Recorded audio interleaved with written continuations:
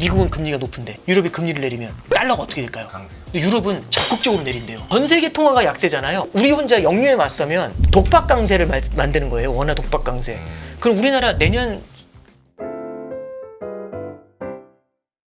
아니 저희가 지금 이렇게 또 단장님이 바쁜 이유 중에 하나가 도널드 트럼프 미 당선인의 입에 주목하면서 정말 네. 전 세계 금융시장이 하루하루 출렁이는 것 같은데요. 네. 트럼프 2기가 가져올 글로벌 금융시장의 변화 굉장히 다양한 것들이 좀 점쳐지고 있는데 단장님께서 가장 주목하고 계신 부분이 어딘지부터 좀 들어볼까요? 저는 이제 세 가지를 좀 보고 있습니다. 네. 네. 첫 번째는요. 지금 이제 우리가 트럼프 2기라고 하면은 일단 취임하기 전이잖아요. 그렇죠. 근데 취임하기 전부터 이렇게 움직이면 네. 그러니까 우리가 트럼프 되면은 막 주가 오르고 미국만 잘 나가고 막 네. 이러는데 지금 미국 엄청 잘 나가잖아요. 네. 그럼 이제 취임하기도 전에 이런데 취임하면 어떻게 될까 이제 이런 생각을 할 수가 있잖아요. 그다음에 두 번째는 이게 재정 적자를 크게 늘릴 수 있잖아요. 그죠? 네. 만약에 감세를 세게 했었을 때. 그렇죠. 그래서 감세를 세게 하면 재정 적자가 커지는데 그럼 적자 국채 발행이 늘어나면서 금리가 뛰어요.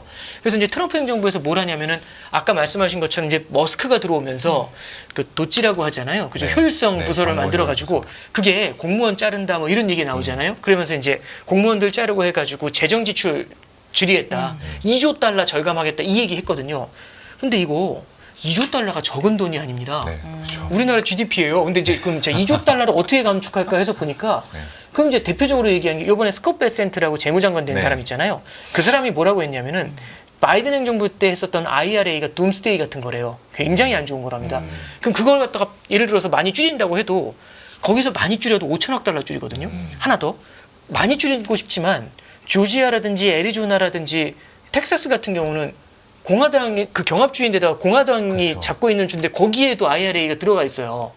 그럼 거기 같은 경우는 공화당 주지사들이 반대할 것 같지 내부 않으세요? 반발이 심할 것 같은데. 근데 이미 반발을 하고 있는 사람들도 있고요. 예, 그런 이슈들도 생길 수 있죠. 그리고 사실 머스크가 공화당의 주류는 아니지 않습니까? 네.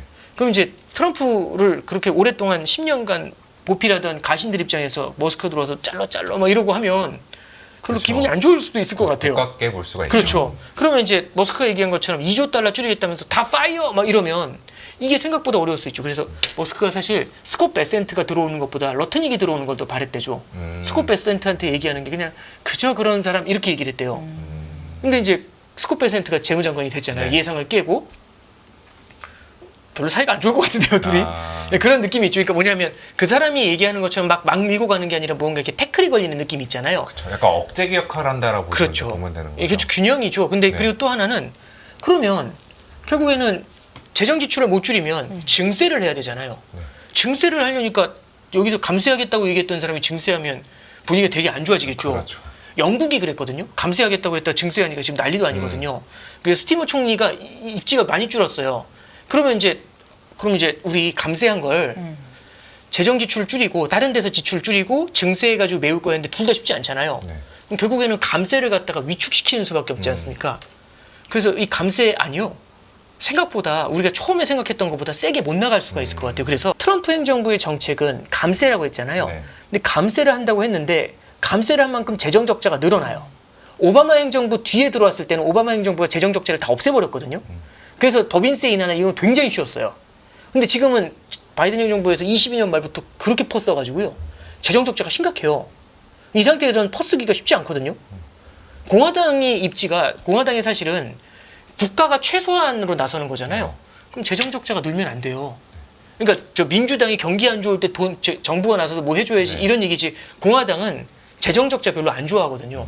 근데 지금 재정 적자를 이렇게 많이 늘리기 쉽지 않으니까 자 감세를 갖다가 하기 위해서는 어디선가 다른 데서 쓰는 걸 줄여야 되니까요. 네. 지출을 아껴야 돼요. 근데 지출을 아낄 곳이 많지가 않다는 거죠. 그렇죠. 증세를 하려니까 말이 안 되고 앞뒤가 안 맞잖아요. 그럼 감세안을 손봐야 된다는 얘기가 나오는 겁니다. 그러면 원래 트럼프 행정부에서 생각했던 것보다 만만치 않은 이슈가 있다는 거죠. 하나 더 증세는요. 증세는 하고는 싶은데 감세한다고 했다 증세하면 안 되잖아요. 그래서 얘기하는 게 다른 나라에서 증세해야겠죠. 다른 나라에서 증세하는 게 관세죠. 관세. 네. 그래서 감세와 관세가 핵심이잖아요. 그래서 이게 트럼프 행정부가 관세를 바라보는 관점은 제가 지난번에 나와서 무슨 말씀드렸냐면 트럼프 행정부가 관세를 때리는 거 관세 자체는 수단이다. 목적은 무역 적자의 해소에 있다는 말씀을 지난번 시간에 말씀드렸거든요. 근데 여기 하나가 더 들어가요. 뭐가 있냐면 그걸로 재정소득을 얻어가지고 재정적자의 축소에도 들어갑니다. 그래서 무역적자의 축소 플러스 재정적자의 축소 이 두 가지가 관세의 핵심이죠. 근데 잠깐만요. 네. 재정적자가 크잖아요. 네. 이 큰 걸 갖다가 메우려면 관세를 많이 때려야겠죠. 그래서 1기 때보다 화끈하게 때린다고 해서 보편 관세를 얘기하죠. 전부 때릴게요. 네. 우방국, 동맹국 상관없습니다. 우리는 차별이 없습니다. 다 때릴게요. 그리고 고율 관세죠. 네. 고율 관세의 핵심은 중국한테 60%. 그다음에 우회에서 들어오면 2000%라고 하던데요. 예. 중국도 숫자- 가만히 예. 있지 않을 거잖아요. 그렇죠. 네. 그러니까 지금 이제 말씀드리고 싶은 게 관세를 때린다고 했는데 지금 딱 바로 말씀하시는 게 중국도 가만히 있지 않을 거지 않습니까? 이 얘기부터 딱 나오죠. 이게 사실 이 중국도 2018년도에도 관세 때릴 때 그때 굉장히 흥미로운 싸움이 있었거든요. 그때 그림 한번 잠깐 보여드릴게요. 네. 잠깐 보시면 이거 2018년도 차트입니다. 2018년도 차트인데요. 관세를 때리자마자 중국 당국에서요.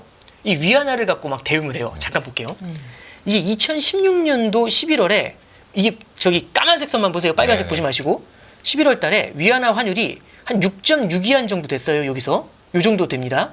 근데 트럼프가 당선되자마자 와 중국 힘들겠다 해가지고요. 위안화가 확 뛰어가지고 이게 6.99위안까지 갔어요. 네.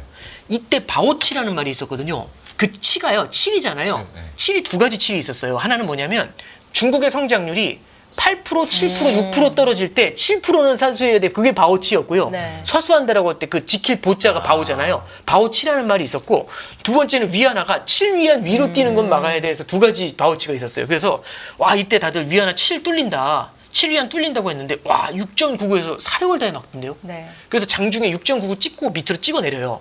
근데 6.99에서 이거 7 넘는 거 시간 문제다라고 했는데 확 내리 찍죠. 오히려 달러 약세가 나왔어요. 17년도에는. 그래서 확 내려가면서 위안화 환율이 6.3위안까지 내려갔습니다. 이게 2018년도에 초예요. 그때 원달러 환율도 1,050원까지 내려갔거든요. 그런데 이때부터 18년도 3월부터 중국이 드디어 미국이 중국한테 관세를 때리기 시작해요. 관세를 딱 그래서 세 단계에 걸쳐 때리거든요. 그럼 세 단계에 걸쳐 때릴 때마다 중국이 어떻게 대응했을까요? 세 단계에 걸쳐서 보복 관세 때리면서 위안화를 그만큼 절하해요. 그래서 보시면 위안화 환율 볼게요. 자 여기서부터 동그란 파란색 동그라미인데요. 딱 여기서부터 관세 때리니까 팍 뛰죠 환율이. 위안화 약세입니다. 그 다음에 이제 첫 번째 관세 부과하고 좀 소강 상태 들어가자마자 두 번째 관세 때리니까 팍 뛰죠. 소강 상태 들어가다 팍 뛰죠. 이때는요 19년도 7월에 7위안을 넘겨요. 7위안을 넘기니까 그때 이제 나왔던 게 뭐냐면 관세 때려봤자 그만큼 위안화 약세로 들어와요. 위안화 약세되는 만큼 달러가 강해지니까 관세의 효과가 희석이 되잖아요. 그렇죠. 오히려 중국 관세만 세지고 중국의 보복 관세만. 그러니까 이제 트럼프가 뭐 하냐면은 그러지 말고 대화합시다. 네. 해가지고 미중 무역협상 테이블로 중국을 불러들여요. 불러들여와가지고 중국이 미국 물건 2천억 달러 어치 사는 걸로 해서 합의를 하거든요. 그래서 이때부터요 위안화 환율이요 오히려 이제 안정되는 모습이 20년대 들어가지고 2020년도 들어서 이제 그런 모습으로 번져갔던 거죠. 그래서 우리는 이미 뭘 알고 있냐면 중국도 마찬가지지만 미국이 어떻게 나오는지 관세라는 게 뭔지를 한번 겪어봤다라는 게 네. 1기 트럼프 행정부하고는 다른 것 같아요. 그래서 트럼프 행정부가 1기에 비해서 강성만 남았다. 그리고 다음이 없다. 그래서 더 셀 것이다라는 것도 있지만 반대편에서 대응도요. 이미 한번 겪어봐서 많이 예방주사 맞았다.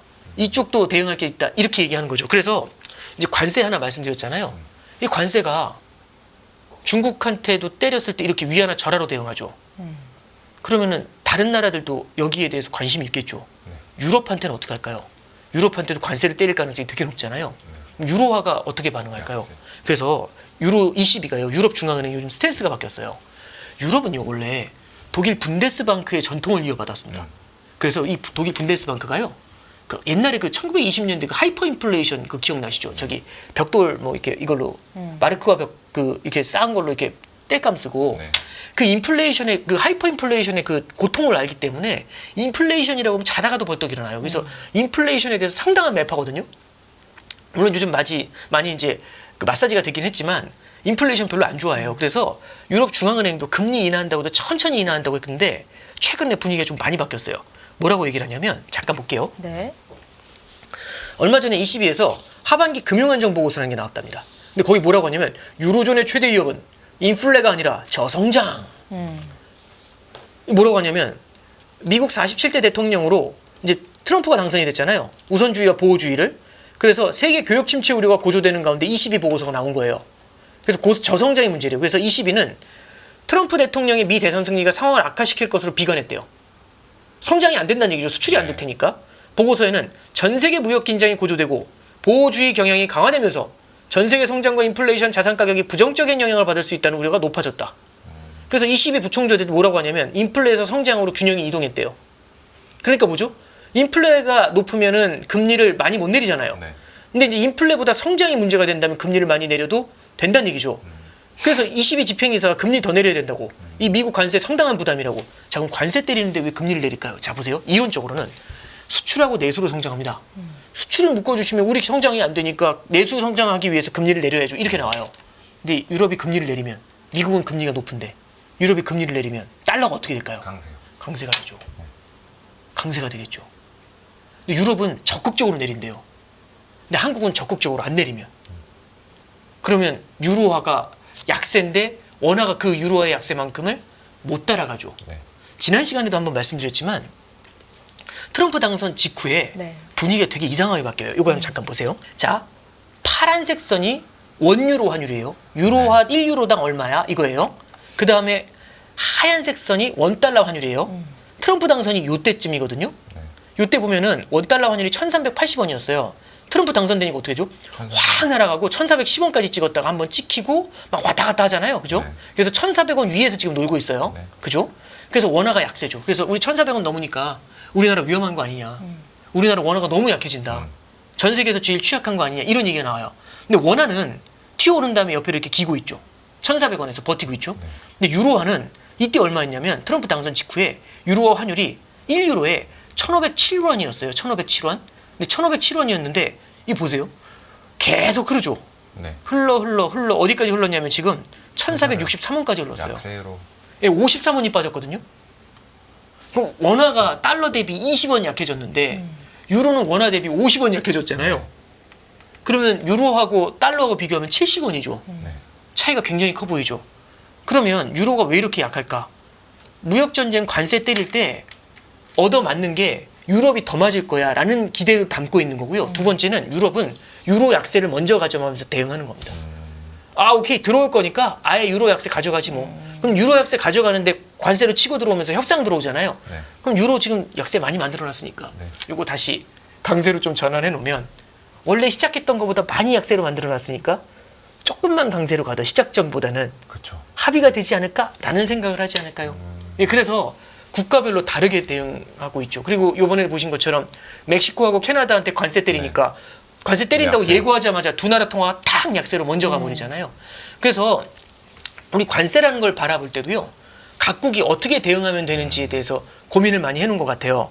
그리고 이제 이거 하나 보시면 지금 유럽은 그래서 적극적으로 자국 통화 약세를 받아들이고 있잖아요. 네. 이거는 그래서 내 나라 통화 약세 만들어서 수출을 어떻게든 지키겠다. 네. 이 의도가 담겨 있는 거거든요. 이런 건 이제 우리는 어려운 말로 네 글자로 환율 전쟁이라고 하죠.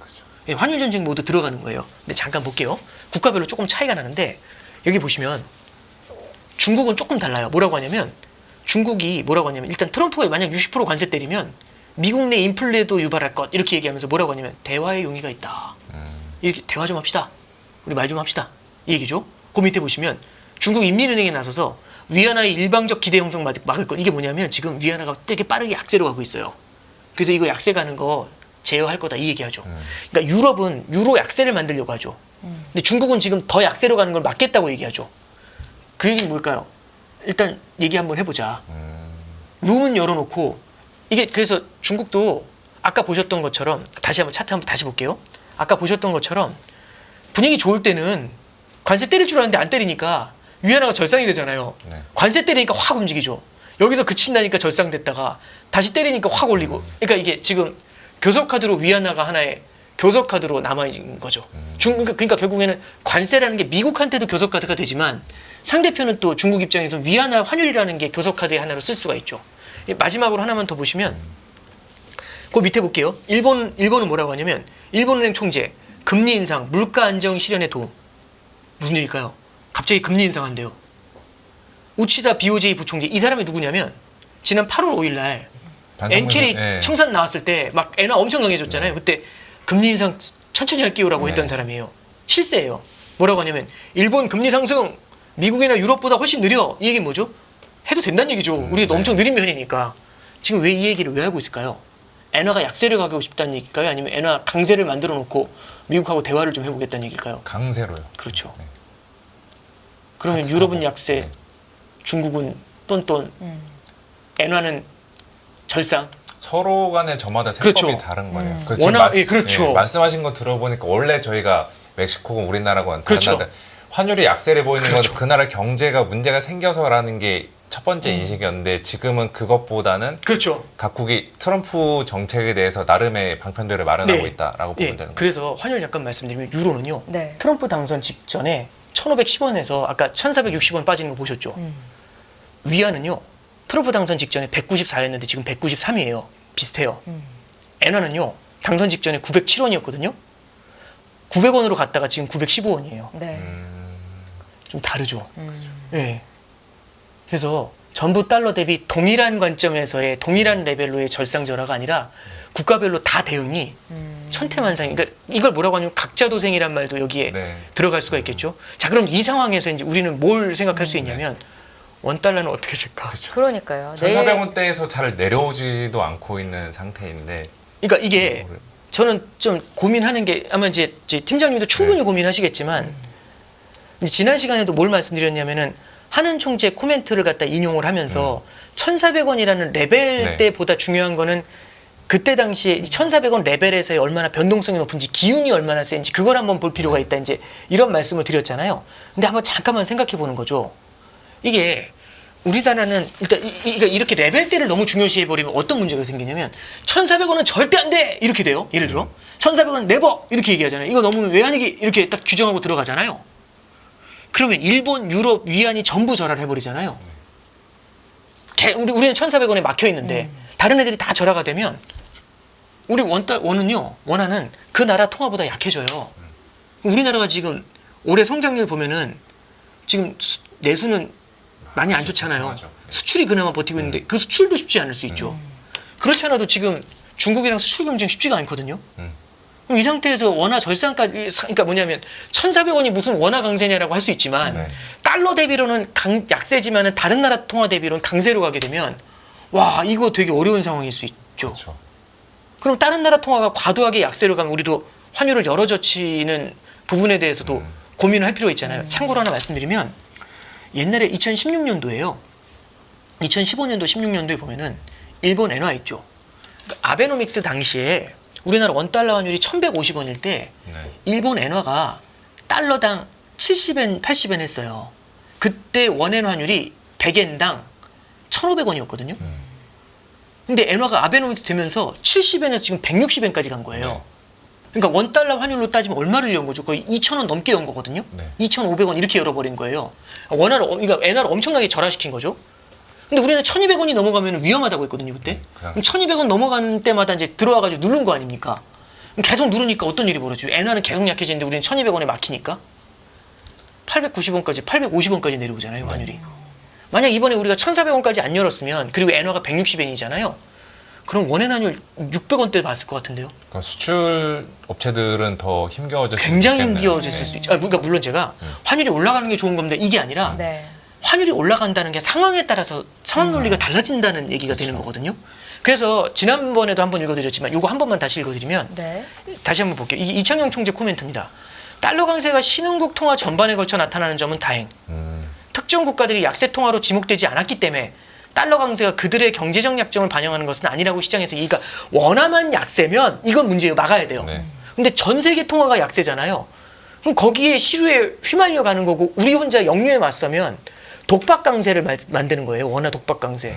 그럼 우리나라 내년 내수가 올라온다고는 얘기를 하는데 미약하게 올라올 지금 아마 제 팀장님도 전망하시겠지만 아마 회복세가 미약할 것 같아요. 금리 인하를 하더라도.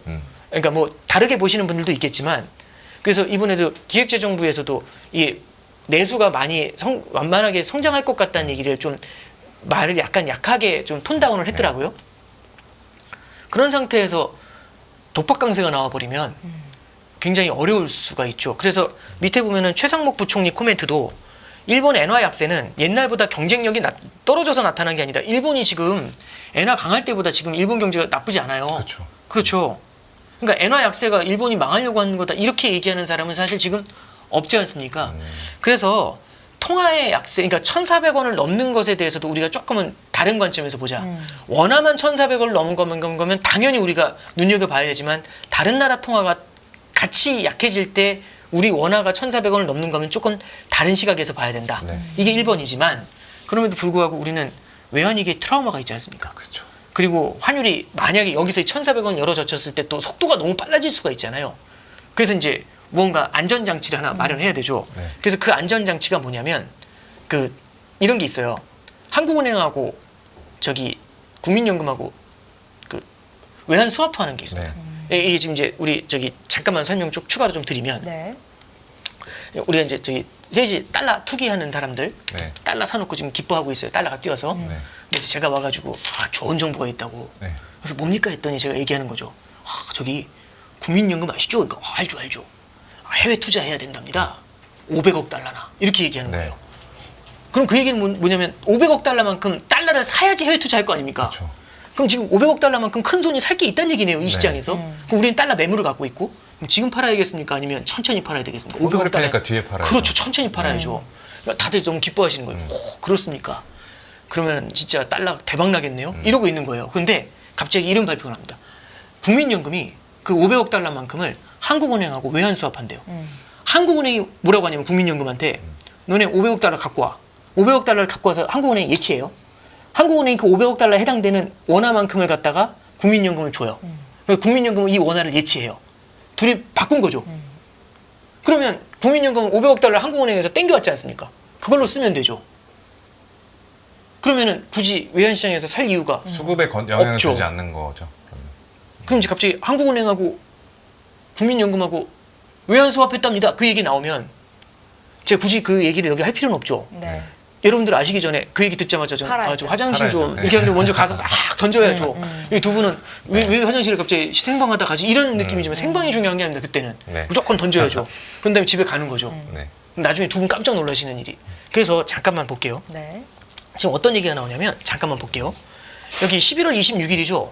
요번에 어제 원달러 환율이 저희 멕시코하고 저기 갑자기 기억이 멕시코하고 캐나다 그 관세 때린다고 하니까 전 세계 환율이 탁 튀었어요. 네. 그러면서 원달러 환율도 1,410원까지 팍 튀어버렸거든요. 네. 근데 그때 뭐 나오냐면 국민연금과 한국은행의 스와프 확대 소식에 가파르게 발락 해가지고 1,400원 밑으로 눌러버렸어요 어제.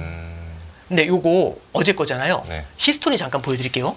혹시 이 언제 처음 나왔냐면 물론 이게 예전에 금융위기 때 썼었어요 한번. 네. 근데 근데 그거 전에 그 너무 옛날 얘기고 언제 썼냐면 혹시 재작년에 레고랜드 사태 기억나시죠? 네. 그때 원달러 환율 1,444원 갔거든요. 네. 그때 뭔 얘기 나왔냐면 한국은행과 국민연금 100억 달러 통화 네. 수합 실시 합의 14년 만에 재개 22년 9월 23일입니다. 누르는 데 도움을 주죠. 그렇죠. 그리고 23년도에 환율이 탁 튀어 올라올 때가 있었어요. 이렇게 확 튀어 올라올 때가 있었는데 요때 23년도 4월에 외환당국 국민연금과 350억 달러 외환 수합 100억에서 350억으로 늘리는 거죠. 그 다음에 요거 볼게요.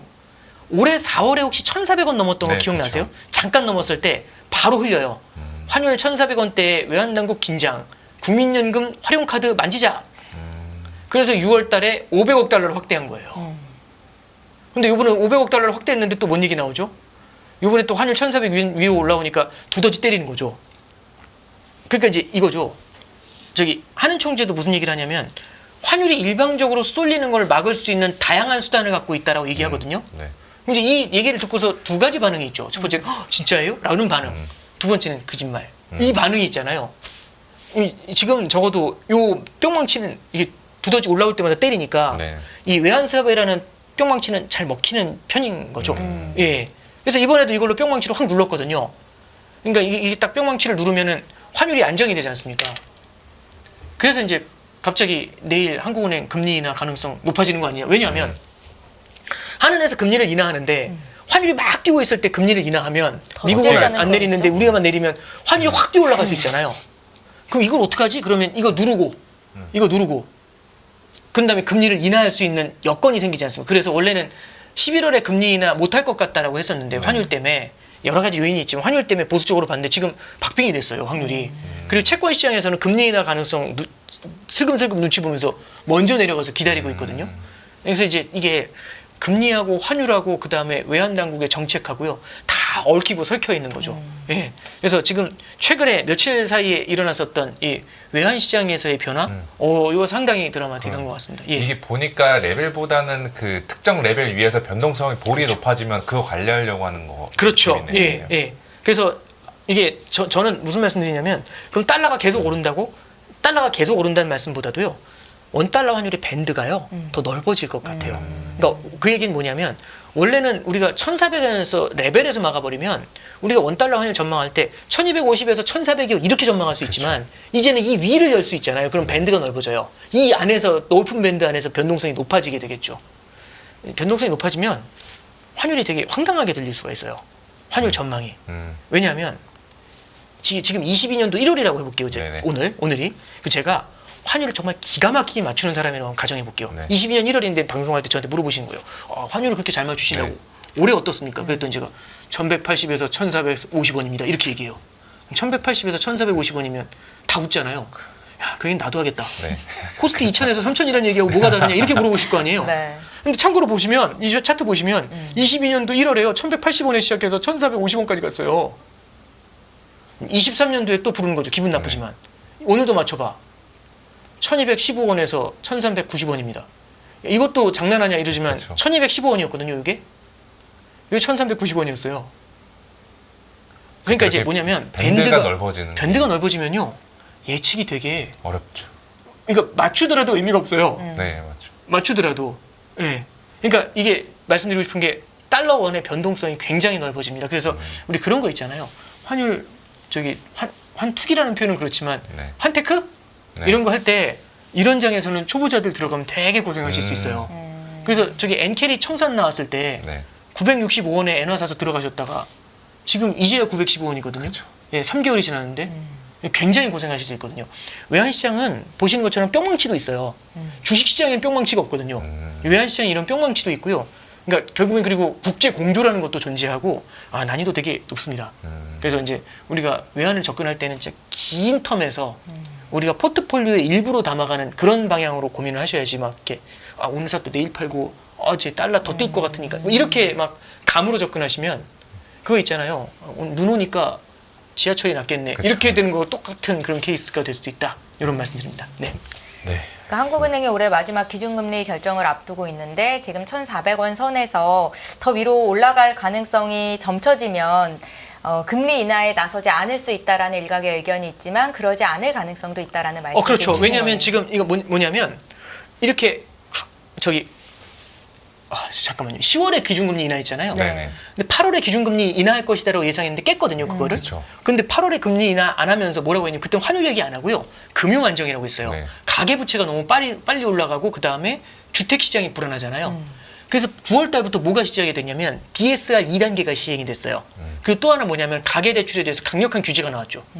그러니까 이제 주택 가격의 상승세가 사라진 게 아니라 하락이 나온 게 아니라 상승 폭이 줄어들기 시작하고 가계부채의 증가 속도가 줄었잖아요.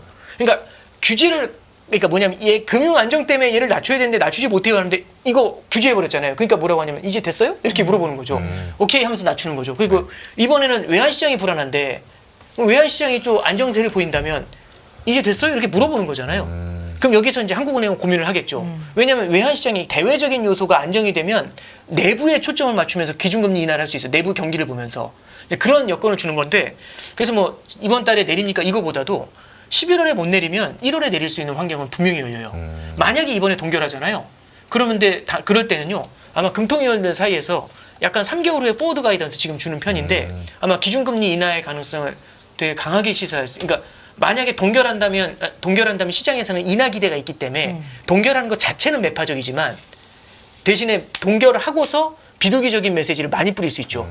그럼 이게 비둘기적인 동결이 될 수 있죠. 예. 그러면은 시중 금리는 내려갈 수가 있겠네. 미리 반영을 해서 어차피 1월에 인하할 거라는 반영. 예, 그게 잠깐 보시면 이게 지금 시간 관계상 많은 차트를 못 보여드리지만 이것만 하나 보여드릴게요.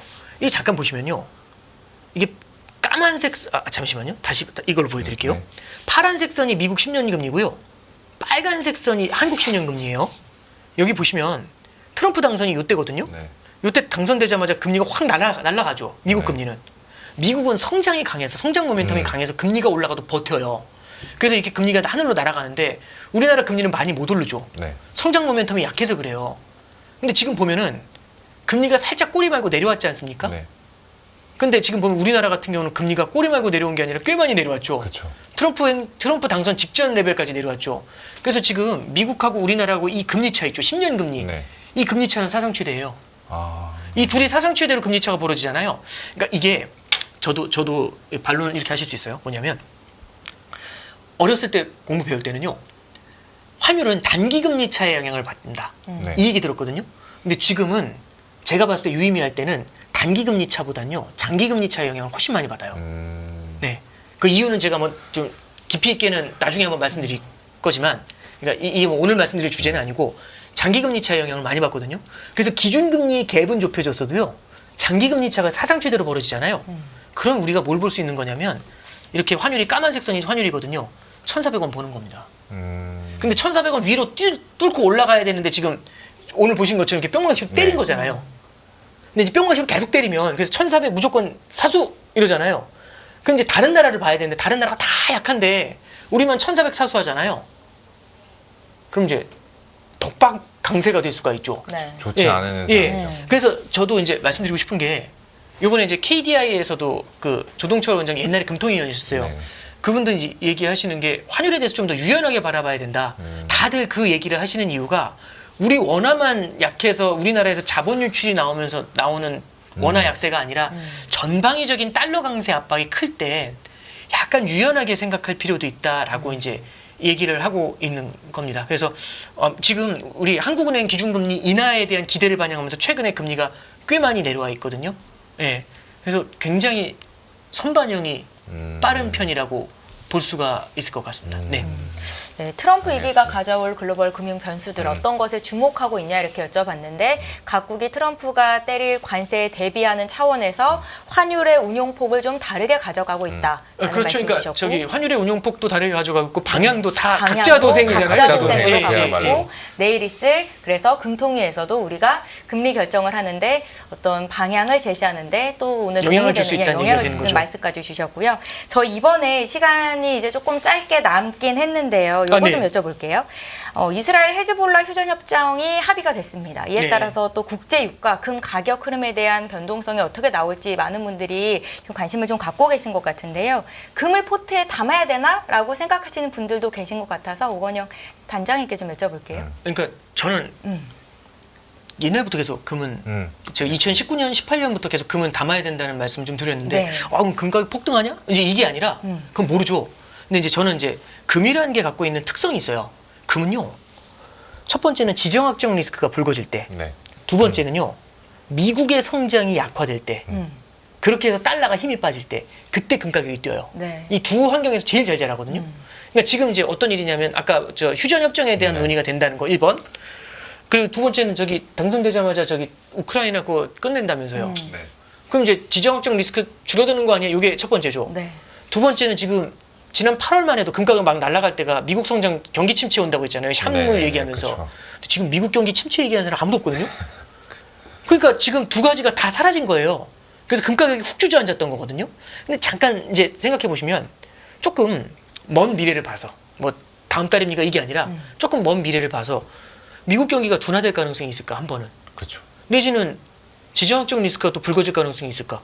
저는 가능할 수 있다고 봐요. 그러면 그 시나리오를 대비해 가지고 포트에다 금을 담아 넣는 거는 저는 리즈너블한 선택이라고 생각하거든요. 그래서 이런 거는 가격에 대해서 고민할 게 아니라 네. 꾸준히 금을 갖다가 조금씩 담아 나가는 전략은 저는 여전히 유효하다라고 보고요. 저는 이제 트럼프 행정부를 보면서 1기 때도 비슷했던 것 같아요. 이게 이 트럼프 행정부는 약간 스타일이 이런 거죠. 캠프파이어 하면 화끈해야 되잖아요. 기름이 있어가지고 이렇게 불을 피우는데 기름을 다 봐요. 확 하게 와 하면서 노는 거죠. 그럼 기름이 없으니까 이제 불이 약해질 거지 않습니까? 그럼 옆에 캠프에 가서 뺏어와요. 그래가지고 관세로 보여요 이렇게. 그래서 또 계속 활발하게 하죠. 근데 옆에 캠프도 기름이 모자랄 거지 않습니까? 네. 그럼 나중에는 어쩔 수 없이 이 너무 강하던 불이 약해질 것 같지 않으세요? 네. 그러면은 트럼프 행정부 같은 경우도 뒤로 가면 갈수록 미국의 성장률 재고가 다시금 나타날 수도 있지 않을까요? 그러니까 이건 하나의 시나리오. 이렇게 된다가 아니라. 그러면 그럴 때는 초기에는 눌려있던 금이 다시 눈을 번쩍 그럴 수도 있겠죠. 그러면 그럼 좋네. 그럼 나중에 미국 성장이 둔화될 때 그때 사면 되겠네. 지금 시장이 너무 빠르잖아요. 그 그때 못 전부터 사실걸요? 올라가겠죠. 이미 올라가 네. 있겠죠. 그러니까 꾸준하게 그럴 가능성도 있다면 꾸준하게 우리 포트에다 얘를 빌드업하는 과정이 필요하다. 그래서 포트폴리오는 빌드업을 하는 거죠.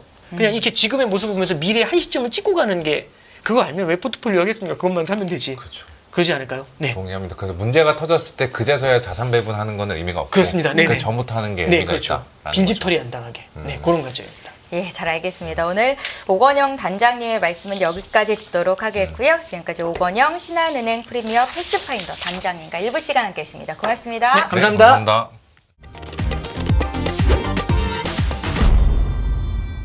안녕하세요. 이승입니다. 더 많은 영상을 보고 싶으신 분들은 화면 오른쪽에 있는 구독 버튼을 눌러주시기 바랍니다. 그리고 영상을 보시면서 좋아요는 필수인 거 아시죠? 항상 인포맥스 라이브를 사랑해주셔서 감사합니다.